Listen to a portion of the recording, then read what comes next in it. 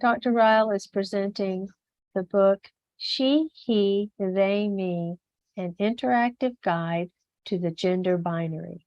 Thank you so much, Dr. Ryle, for joining us this evening.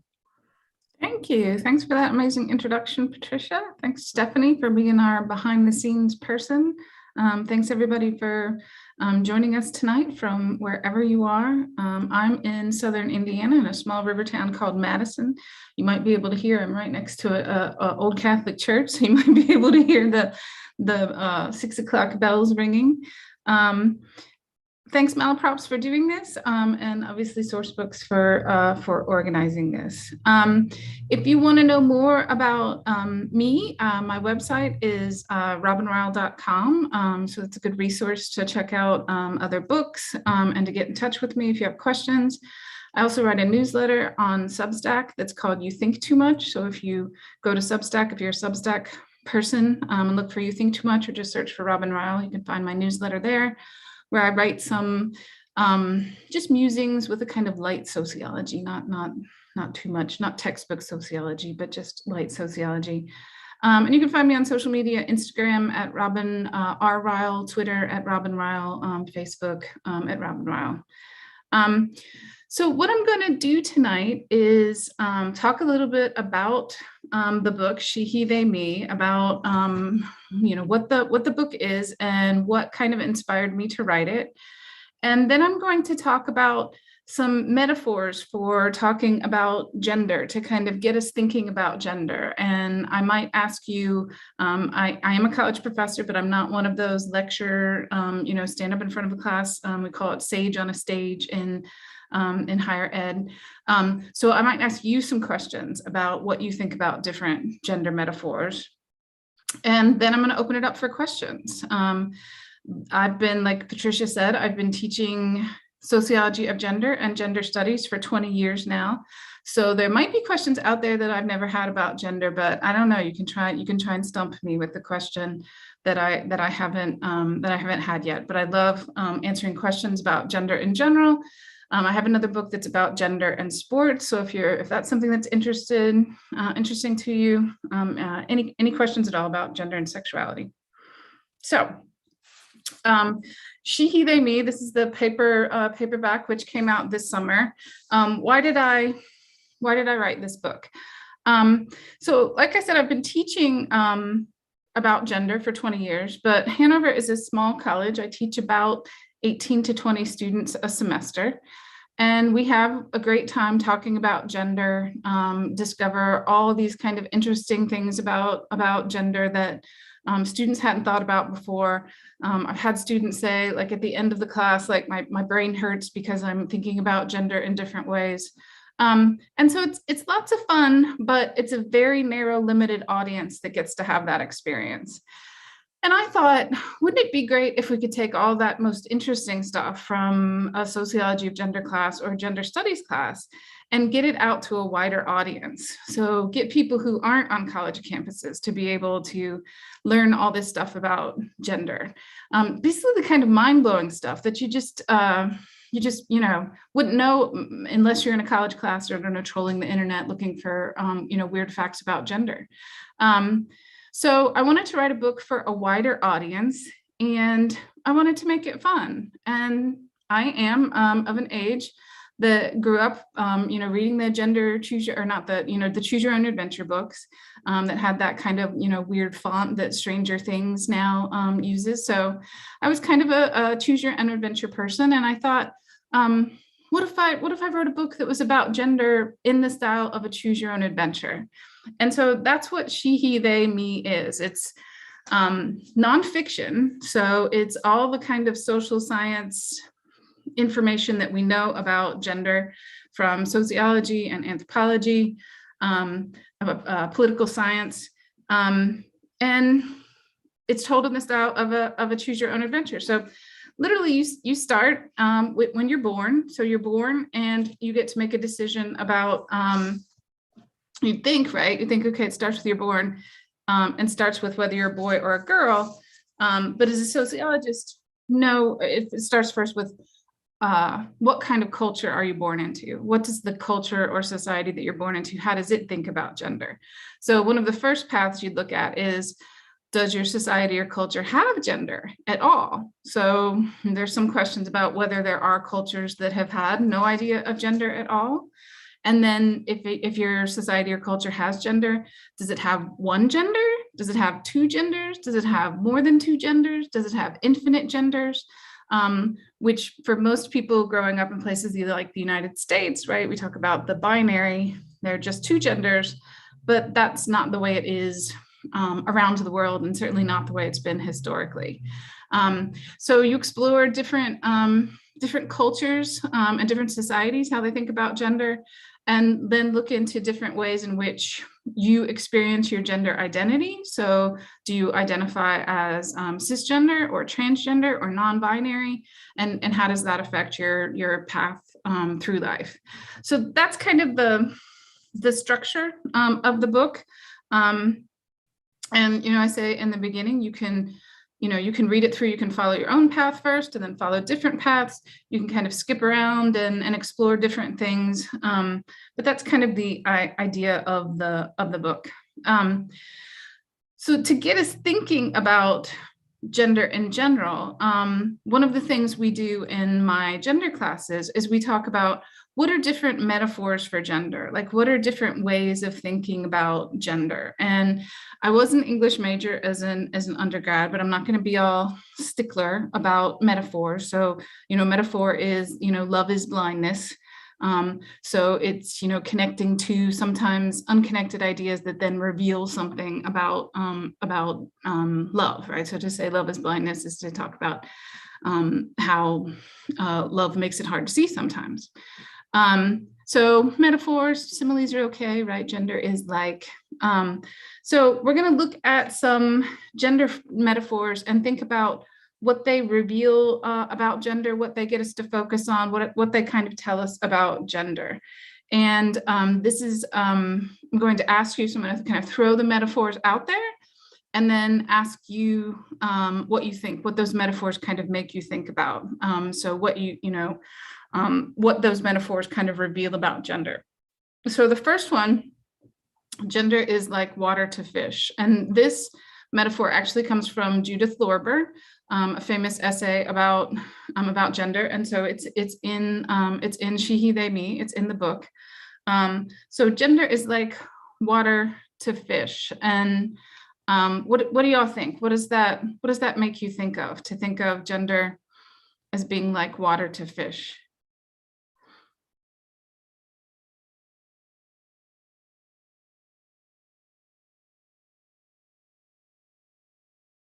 I don't know if I can see that. Oh, we take it for granted. Okay. Yeah, exactly. That's part of it. That if gender is like water to fish, it's also like the air we breathe. So we don't see it. It's just what we're swimming in all the time, and we don't even realize it's there. Anybody else?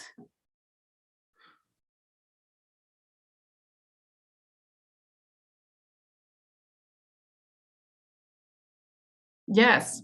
So it's essential to survive. So you can't like the air we breathe, like water. You need gender in order to survive, which is an interesting part of this metaphor, because one of the debates people are having is gender essential? Are we moving towards a society where gender will no longer be essential? Is it something we need, or is it something that we should ditch? Or is it something that, just needs to be altered? So yeah, gender is like water to fish. It's this idea that it's all around us, that it surrounds us all the time, even if we don't necessarily see it. So this is why I think students say at the end of the semester, their brain kind of hurts, because whereas before maybe they weren't thinking about how gender is a part of, everything in their life, now they kind of are thinking about how gender matters all the time. So they often say it ruins TV for them. So they can't watch TV shows anymore without thinking about gender. So it's all around us, but it's kind of hard to see, and it's taken for granted. when I was doing another talk, someone suggested also the idea that gender is fluid. So gender is like water, and that's a kind of newer metaphor that people are thinking about, that, that gender changes like water. So it's fluid, it's something that you can kind of swim in. Second metaphor, gender is a box, or it's, not one box, probably like boxes. So gender is like a box. What do y'all think about that metaphor?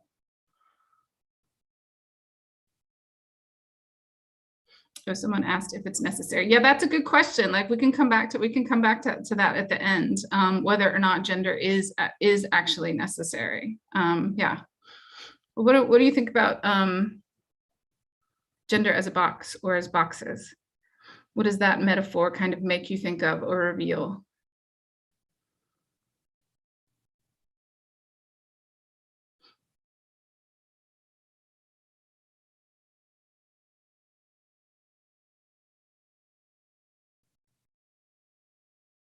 This metaphor always makes me think of cats.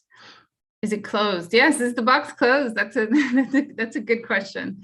Yeah. So is it a box that's open, or is it a box that you crawl in and then closes behind you? Sets boundaries, can confine or set limits. Yeah. A box is something that we have to fit ourselves in. And if you think about, different boxes, there are different boxes of different sizes. But I might fit into some boxes and not in other boxes. Yeah, somebody else said it can be constraining. Yeah, exactly. And I said earlier, when I think about gender as boxes, I think about cats. All the memes like if it fit, if I fit, I sit. But we're not cats, right? We don't all, and even cats sometimes, I guess they're comfortable in those boxes, but it does not look like particularly good fit. I have a very fat cat, right? And she's kind of bulging over the boxes. So yeah, boxes, that's a really good question. Is it closed or is it open, the boxes? They set boundaries, they confine, they set limits, they can be constraining. The upside of boxes is that they're kind of handy, right? If you think about if you're packing, if you're moving, or if you're organizing your closet, boxes come in really handy. You can kind of contain and organize things, and then you can write in your little Sharpie, what's in the box.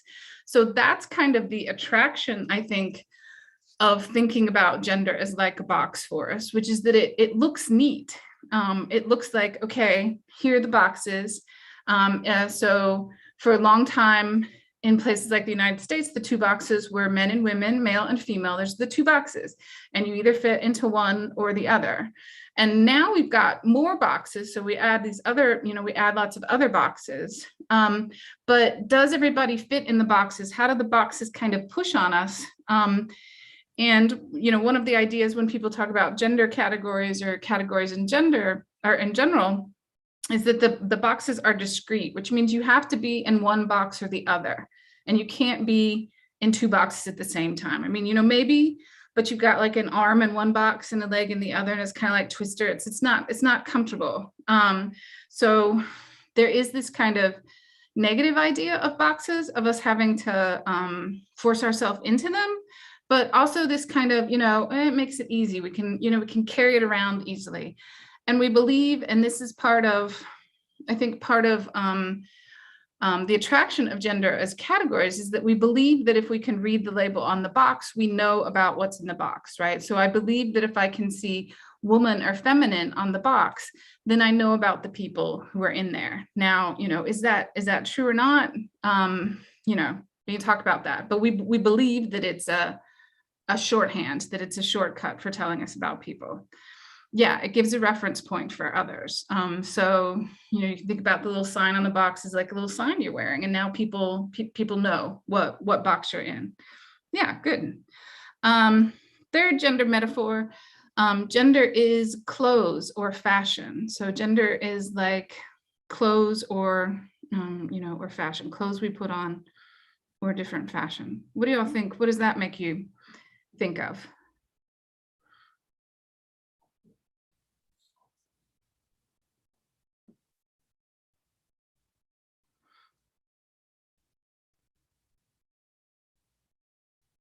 We can change our style. Yes. So,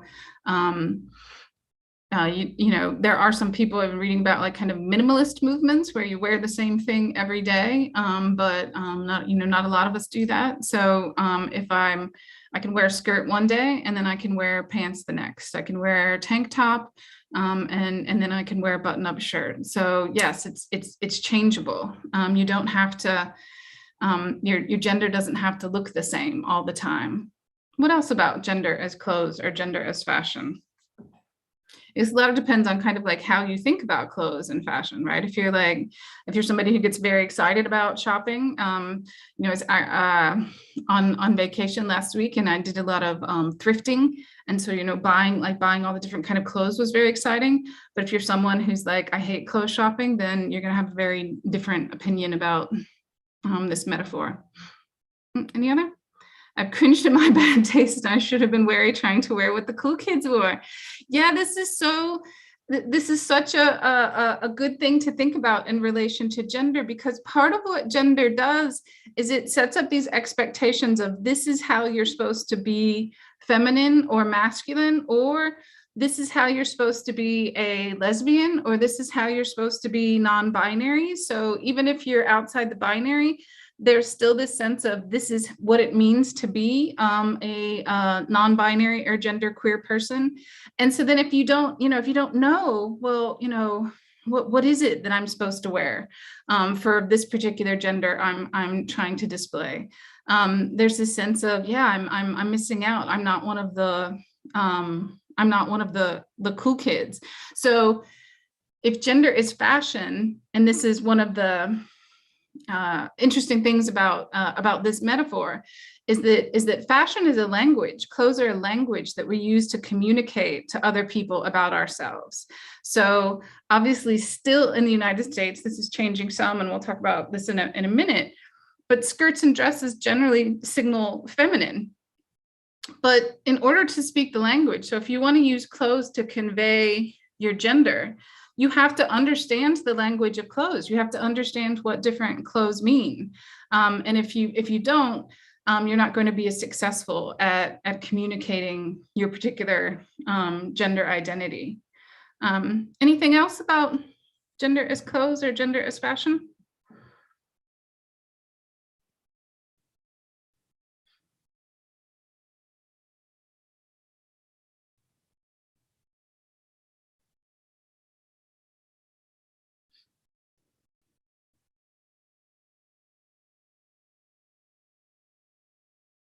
I think one of the things, society's tastes change over time. Yeah, yes. So what signals femininity and masculinity very much changes, and clothes are flexible and can change with that. And you know, so clothes get at what sociologists call kind of issues of agency. So how much control do you have over your gender identity? So you can decide, I'm going to wear a skirt or a pair of pants.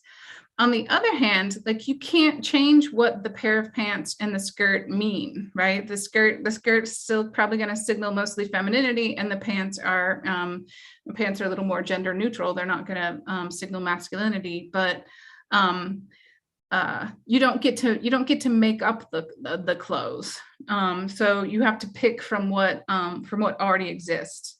So the nice thing about gender as fashion as a metaphor is that it gets at how gender can also be playful, how it can be fun.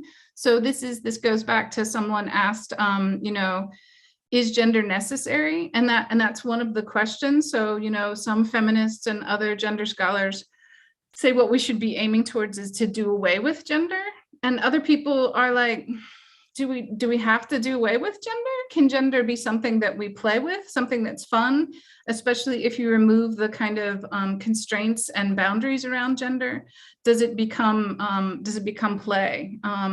It's a way to display your identity. Like people said, if gender is clothes, you can put them on and take them off. Again, there's some constraint on how you can change what the clothes mean, though that's changing too. I don't know if anybody saw, so, you know, Harry Styles has been wearing skirts for a while. Many men, you know, there's many examples of men wearing skirts. most recently, Brad Pitt in his appearances for Bullet Train was wearing skirts, which got a lot of press because, Brad Pitt isn't someone you think of as kind of necessarily playing with gender norms. So at least in this moment, like what a skirt means and its association with femininity or masculinity seems to kind of be changing. When they asked Brad Pitt, like, why are you wearing a skirt? He was just kind of like, life's short, man. Do what you want. Okay, so that's gender as fashion. The last metaphor, gender as a choose your own adventure, which is obviously the metaphor that I went with. What do y'all think about that metaphor? And I'll be honest, you're not going to hurt my feelings if you say I think there are problems with this metaphor, because it's not perfect. No metaphor is perfect or captures everything about our understanding of gender. So what are some thoughts or reactions to the metaphor as gender as a choose your own adventure?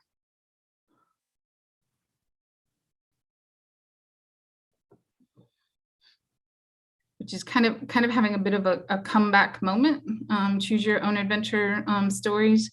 When I was writing the book, I saw Neil Patrick Harris wrote his memoir as a choose your own adventure.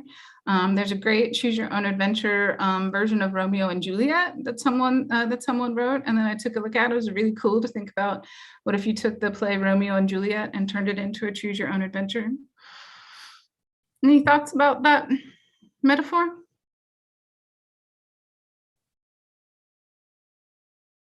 How you answer the question changes every time you read it. Yeah, so it's shifting, again, going back to water. So it's fluid, and there are lots of different paths to follow. Anybody else? I should say, as a professor, right, I do this for a living. I lead discussion, so like silence doesn't, that's how you get people to talk. You just let the silence kind of work on them. Anybody else?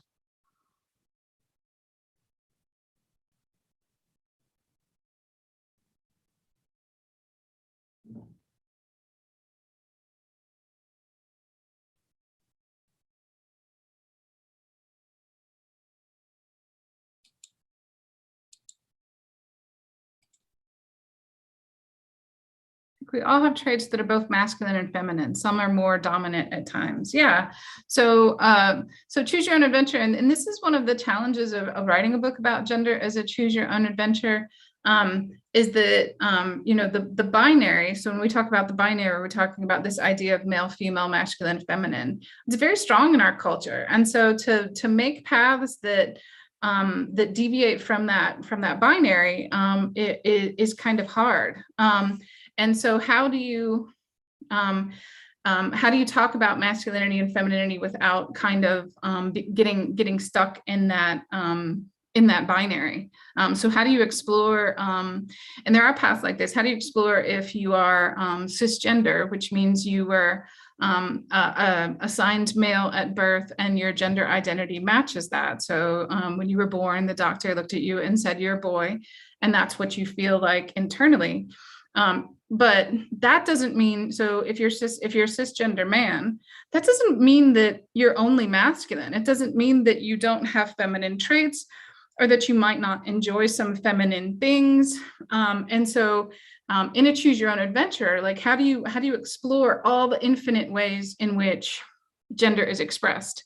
And the reality is, right, so I mean, even so, it's kind of thick. It's not super thick. There's a lot of, so they've got a lot of paths. It's not quite as long as it looked. But if I really wanted to explore every single manifestation of gender, we couldn't fit all the volumes in the room, because there are infinite possibilities for how people express their gender. So one of what makes it hard to write a book about gender as a choose your own adventure is that, like, you have to pick the paths you talk about. You can't talk about all the infinite ways in which people live their gender. I think one of the advantages and part of what appealed to me about this particular way of talking about gender is that it's fun, like clothes. So you get to explore. I mean, literally like an adventure. I wish I could have, instead of writing a book, like kind of created some, like video game or, some 3D space that you moved through. So it's fun to kind of explore it that way. It's full of twists and turns, so, kind of exciting. The one thing about a metaphor of gender as a choose your own adventure that, especially as a sociologist, I had to think a lot about is that as a sociologist, we know that not everything about gender is a choice, and a lot about gender is not a choice. So we didn't choose to be born into a society that has a binary gender system. We didn't choose to be born into a society that associates masculinity with violence and associates femininity often with being passive or weak. We didn't choose that. We're still stuck with the choices that our society gives us. And those choices are thankfully expanding. So we're getting a lot more options in terms of how do we live our gender and how do we express our gender. But they're still what society gives us. And so we can choose some things. We can choose, how to express our gender identity, but we can't choose everything. So choose your own adventure. It's always within the kind of constraints that society is given to us. So, you can see when you look at different gender metaphors that no metaphor is the best or no metaphor is right. They just all reveal different things about gender as a concept. So gender as boxes reveals how gender is kind of constraining, but gender as fashion reveals how gender can be kind of fun. Gender as water to a fish reveals how we kind of take for granted the way gender functions in society. So they all kind of direct our attention to different sort of ideas. If you're interested in kind of exploring more about gender, one of the books that was a real inspiration to me in writing She, He, They, Me is Kate Bornstein's Gender Outlaws. So Kate Bornstein is a trans woman who is one of the early transgender activists, and at the paths end with these kind of different options for what you think should happen with gender. And one of them is that, maybe you choose to become a gender outlaw. And that comes from Kate Bornstein, her idea that one of our possible responses to gender as a system is to kind of break the rules, become an outlaw, do what you want. And that our individual decisions to violate gender have a larger effect on society. So if a lot of us become gender outlaws, then we kind of chip away at the gender as boundaries or gender as constriction idea of gender.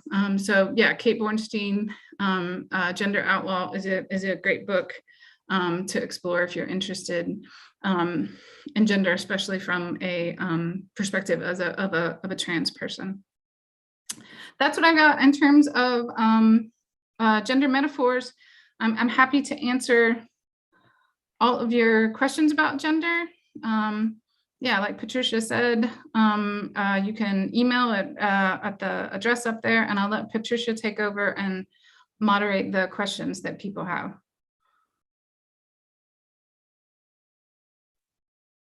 Well, hello.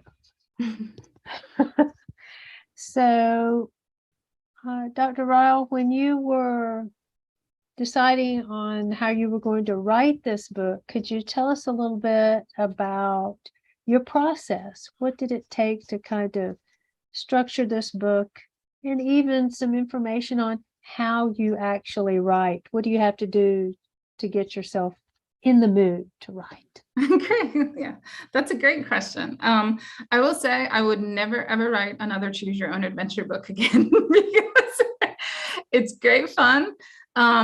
But so imagine, in the police procedurals where the like crazy detective has that map with like the string and the pictures and all of that.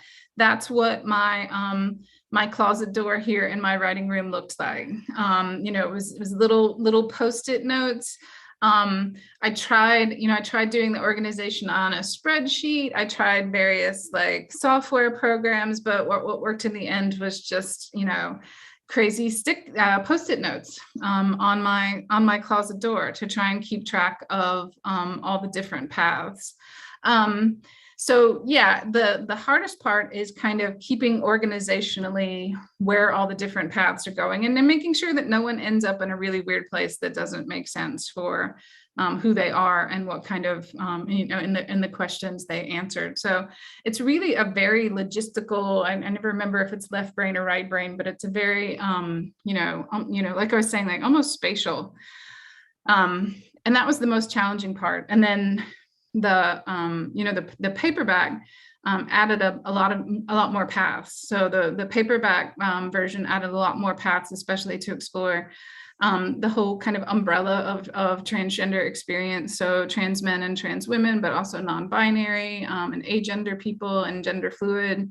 And so making those revisions meant I had to like open all of that back up and then put it back together. Yeah, what do I do to get into a writing space? I'm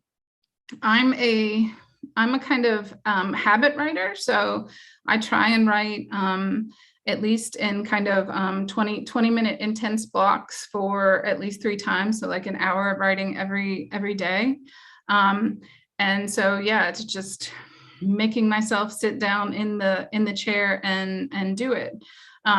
Writing She, He, They, Me was, so the hard part was the organizational part. The easy part was because I've been teaching about gender and because I wrote a sociology of gender textbook, I had all the info. I knew what I wanted to include.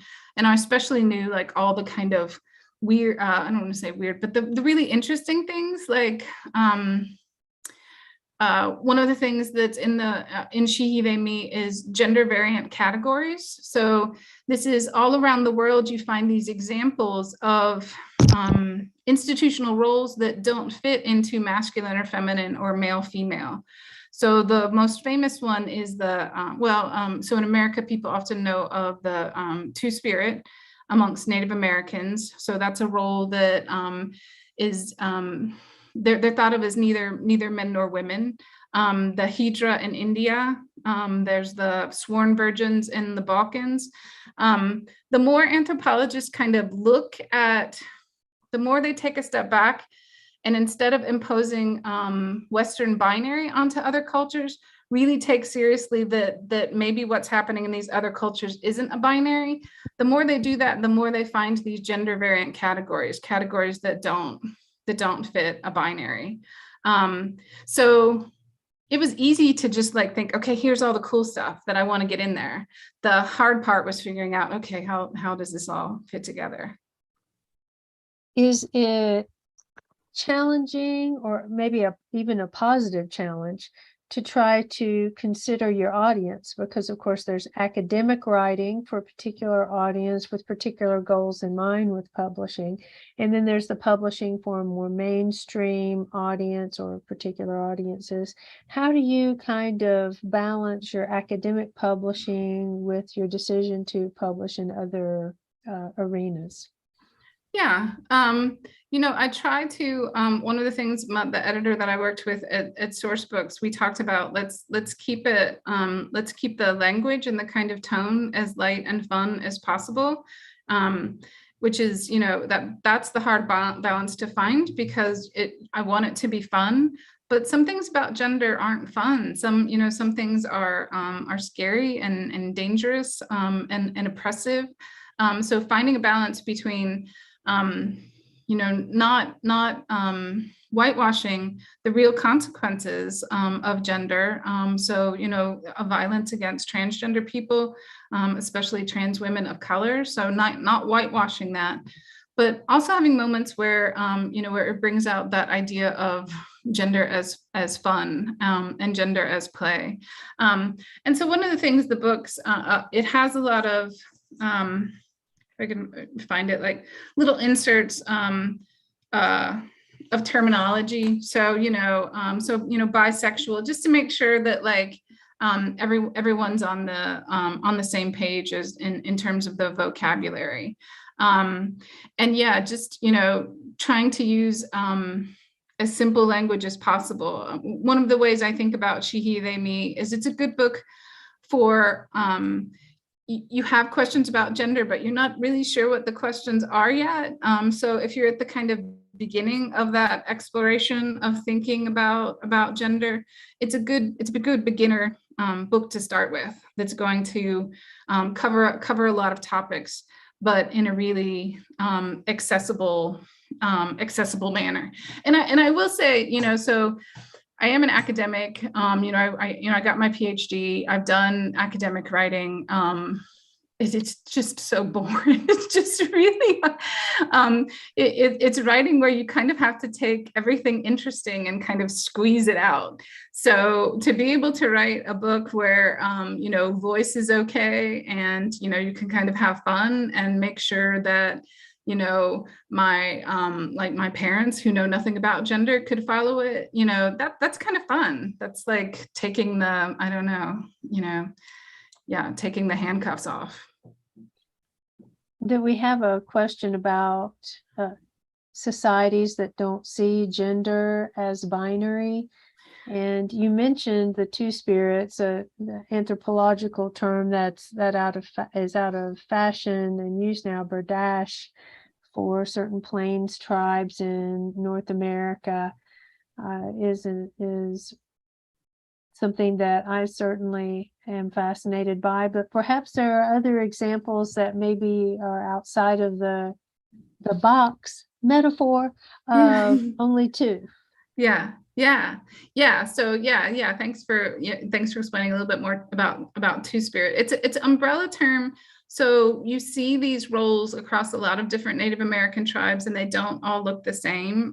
So two-spirit is the term that's been used as a kind of umbrella. And yeah, it replaces berdache, which was a French word that was imposed and had negative connotations. So yes, in many Native American tribes, they're more than two genders. Among the in Native Hawaiian culture, there's a gender variant category called mahu. And the interesting thing about these gender variant categories is so for a long time, anthropologists and Europeans would try and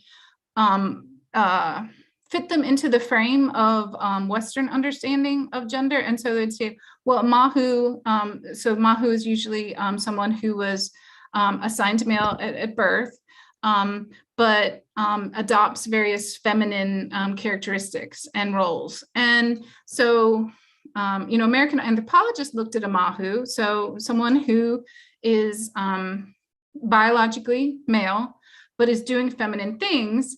And because of the way we conflate gender and sexuality, Western anthropologists said mahu are gay. So men who are acting feminine, that's how we understand mahu. And so it's only recently, as people have become a little more sophisticated in their understanding of gender, people are like, no, a mahu person is not a gay man. He's mahu, that's a category that exists within Hawaiian culture. And we have to give respect to what that category means within Hawaiian culture instead of trying to push it into our existing categories. And the gender variant categories like mahu, so for mahu, for example, they're really important in preserving hula tradition. So they're kind of the people often who teach hula, who perform it. And so the important thing to know about gender variant categories is that it's not like homosexuality has been for many years in Western society, where it's stigmatized. These are roles that have an important part to play in the society. So the Hira, the gender variant category in India, they have communities where they go and live together. They have ceremonial roles that they perform in Indian society. Hijra also often come to weddings and bless the bride and groom. In some Native American tribes, two spirits are believed to have, kind of special shaman abilities. So they're, they're not stigmatized. They're seen as, having an important role to play in society. And that's the question about, are there any societies that don't see gender as a binary? I think there are. I just think that it's hard because we, Westerners and Americans grow up in a binary system. It's very hard for us to resist when we look at other cultures to see what they're doing as a binary instead of something very different that's unique to their own culture. And in fact, historically, the idea of a gender binary in Western society really only dates back to about the 18th century. So if you go back to classical Greek society, they call it a one sex or one gender system. And so the idea was basically that at the top of the hierarchy, you had the gods, and then everyone was kind of beneath the gods in, kind of lesser versions. So the gods, and then the men were not as perfect as gods. And then under men were, so free Greek men. Under men were slaves. Under slaves, women. Under women, dwarves, eunuchs. And so instead of saying that men and women were opposite, that's the binary, in classical Greek society, you would say women are lesser versions of men, just in the same way that men are lesser versions of the gods. So it's one sex. It's just kind of, you still have the idea of hierarchy because you're moving down a hierarchy, but you're not two totally different type of people. Men and women aren't opposite. They're just different versions. And this is why, the Greeks were doing autopsy. So they knew what internal, organs looked like. But they thought of, so for example, women have, women have ovaries and men have testes, but they just said, no, women have female gonads and men have male gonads. They're the same thing. They're just different, slightly different version. So they saw the biology differently because they believed that there was one gender or one sex instead of two. So even in Western society, we haven't always had a binary. But it's interesting how quickly the idea takes hold, right? So only really since about the 18th century, but now we assume that the binary is universal and has always existed. But that idea isn't as old as you think it is. And these binary ideas in Western culture since the 18th century certainly have been reified since the beginning of moving pictures. A film that I often think of is the 1995 documentary, The Celluloid Closet, that really lays out this fantastic history of how movies, even movies that a lot of people have watched, like Fried Green Tomatoes, have been changed to or have the coded message within them.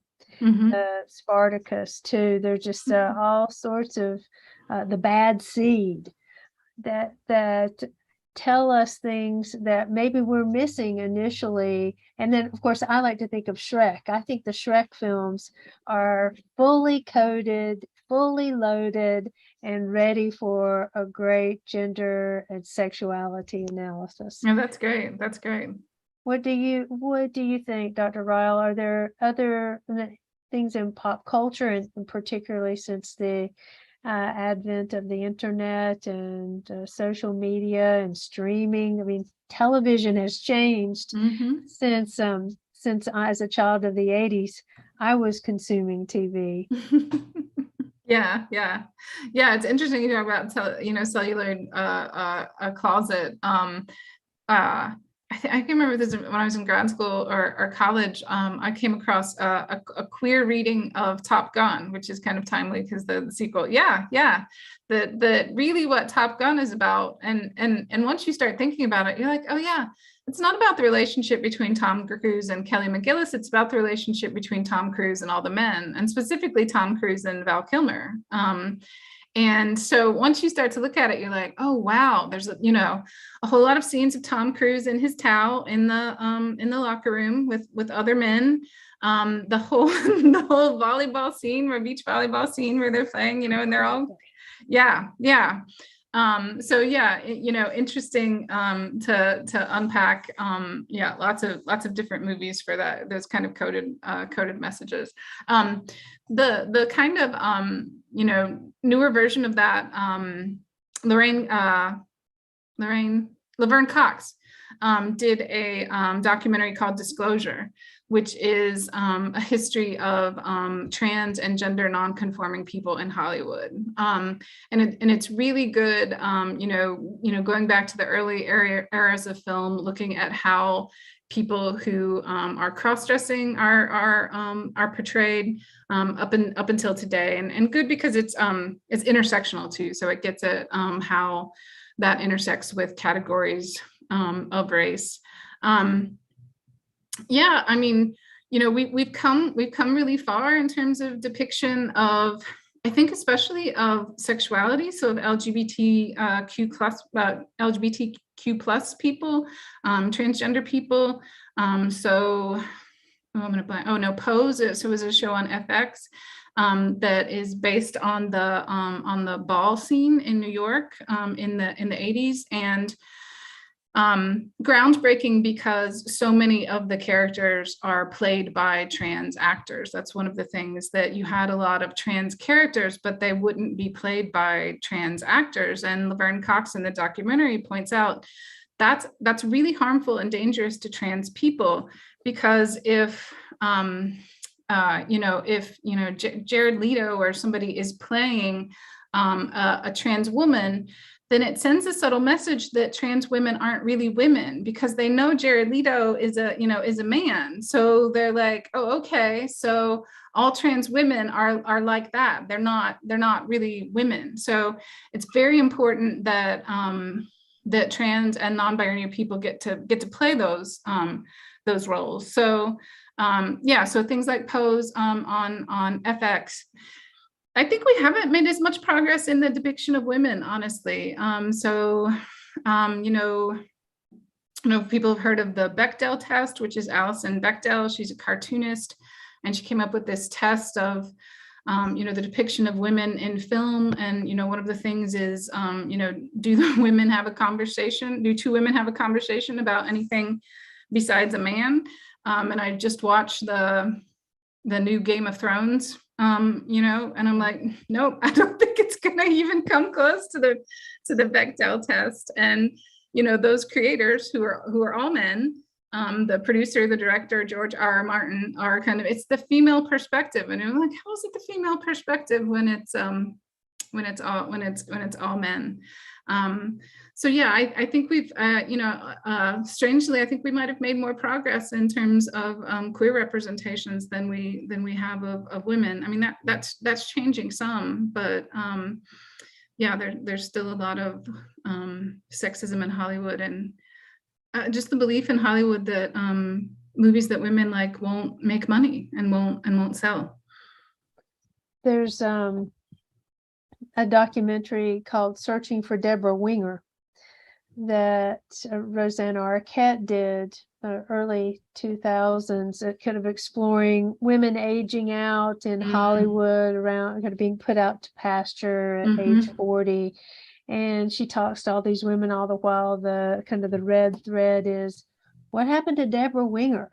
Why did she just kind of check out of movies? And it really is an exploration from actors and actresses in Hollywood, and not just in the United States, of portrayals and representations and endemic sexism, but also it was pre-Harvey Weinstein. So it's a really great documentary to look at and see, what was going on while Harvey Weinstein was operating. And Ken Auletta has a great book about that story called Hollywood Ending, which is a great title. And I think that we have a question here.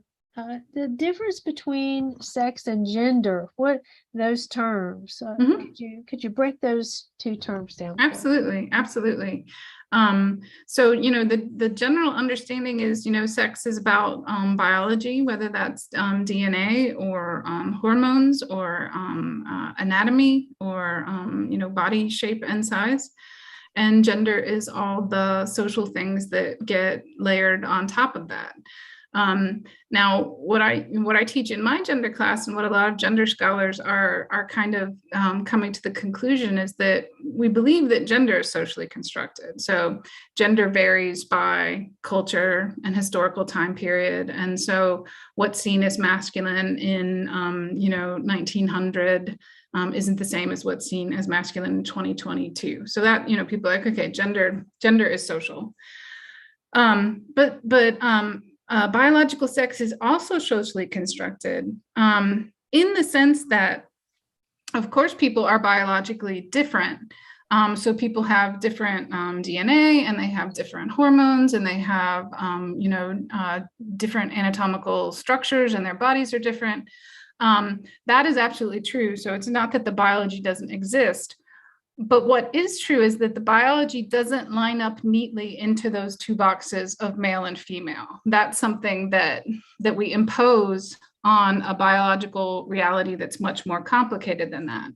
So, for example, intersex variations are people who are born naturally. It's not a mutation, it's not a disease, it's not an illness. They're born with some kind of departure from what we think of as the norm in terms of biological sex. So we think everyone is XX or XY, but in fact, some people are XO, some people are XXY, some people are XXX. So even at that genetic level, not everyone is either male or female according to that criteria. So intersex people can have some kind of genetic variation. It can be anatomical. So some people have both an ovary and a testy.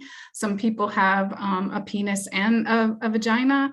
And again, intersex, there have been intersex people always. It's more common than you think. So some estimates say it's as high as 1 in 1,000 people are born with some kind of intersex variation. And so it's like anything in nature, which is, it's a complex spectrum of biological reality, things like hormones in our body. And then we pretend that, we can draw a line and say, here are the males and here are the females. But really, it's a lot messier than that. And that's what you see with the Olympics and with sports organizations.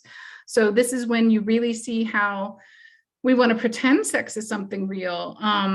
But when you start to try and measure it, it gets really, really messy because it's an order that we imposed on something that's much more complex. And so you see athletes like Caster Semenya being told, she's a African track athlete, being told that she can't compete as a woman because her hormones are too naturally, this is natural, she's not taking hormones, but that her hormones are too high for what they define as what women's level of testosterone should be. And so you get in this weird situation where they tell Caster Semenya that in order to compete as a woman, she has to take drugs to lower her levels of testosterone. The history of gender testing in sports is fascinating because, they want a definitive way to tell who's male and who's female, but it's more complicated than that. And so the testing reveals all these contradictions. I have a little kitten that's trying to catch my attention over here, and I'm like trying to stop her from jumping on the keyboard, like, hang on, little toasty, I'm coming. If you're wondering, like, what's Patricia keep doing, trying to get my kitten to calm down. As we're getting toward the top of the hour, I definitely want to do a shout out to Alison Bechdel, because you mentioned Alison and her book, The Fun Home, which was a graphic memoir, was such a fantastic read, 2006. And I just love that so much. Are there any other books that shaped you or that you would recommend, or any books that you think, and they don't have to be in this area, but that you are glad you read or you drew inspiration from? Yeah, so in terms of kind of gender, like I said, Kate Bornstein, Anne Fausto Sterling is a feminist biologist who's written, she's written articles, but she's written several books. One of them is called Sexing the Body. And she's talking about what I was just talking about, that we think of sex as something real, as something male and female, but she's coming at it from a biological perspective as someone who's a biologist and saying, no, it's a lot more complicated than that. And she gets into fascinating history of like, why do we even think of testosterone and estrogen as sex hormones? They do a lot more that has nothing to do with the reproductive system. So how did they even come to be labeled sex hormones? Going back to my undergraduate days, Susan Faluti's Backlash, which I think is especially kind of prescient now. It was in the 80s about the backlash against the women's movement that was happening in the 80s with Reagan and the conservative movement. And I think we're seeing a bit of another backlash now in 2022. There's just so much great. I feel so lucky to live in an era where so many genres that I love, that I grew up reading, are now being transformed by women and queer people and people of color.